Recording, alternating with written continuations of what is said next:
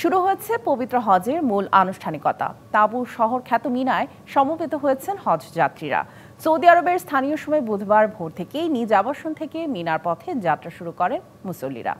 লাখো মুসলিমের কণ্ঠে লাব্বাইক ধ্বনিতে মুখর মিনা প্রাঙ্গণ।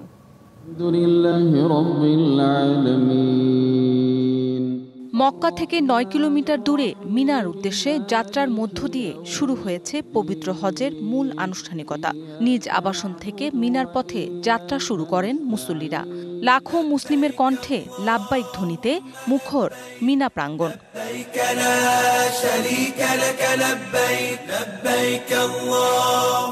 ৮ই জিলহজ পবিত্র হজের প্রথম দিন হওয়ায় সারাদিন মিনায় অবস্থান করবেন হাজিরা। মিনায় ইহরামের নিয়ম বজায় রেখে ৫ ওয়াক্ত নামাজ আদায় করেন এবং সেখানে রাত যাপন করবেন মুসল্লিরা।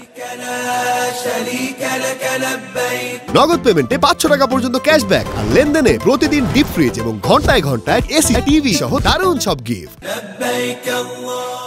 এরপর কাল ৯ জিলহজ বৃহস্পতিবার ফজরের নামাজ পড়ে মিনা থেকে ১৪ কিলোমিটার দূরে আরাফাতের ময়দানে যাবেন হজযাত্রীরা।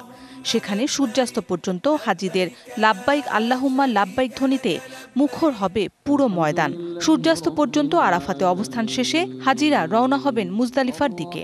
মূলত আরাফাতের ময়দানে অবস্থানের দিনকেই হজের দিন বলা হয়। এর পরদিন শুক্রবার সৌদিতে পালিত হবে ঈদুল আজহা। এদিন শয়তানের উদ্দেশ্যে পাথর নিক্ষেপ, কুরবানি এবং মাথা মুন্ডন করবেন হাজিরা। এবার বিশ্বের বিভিন্ন দেশ থেকে প্রায় ১৫ লাখ হজযাত্রী পবিত্র হজে অংশ নিয়েছেন। মৌসুমী শান্তা, ডিবিসি নিউজ ডেস্ক।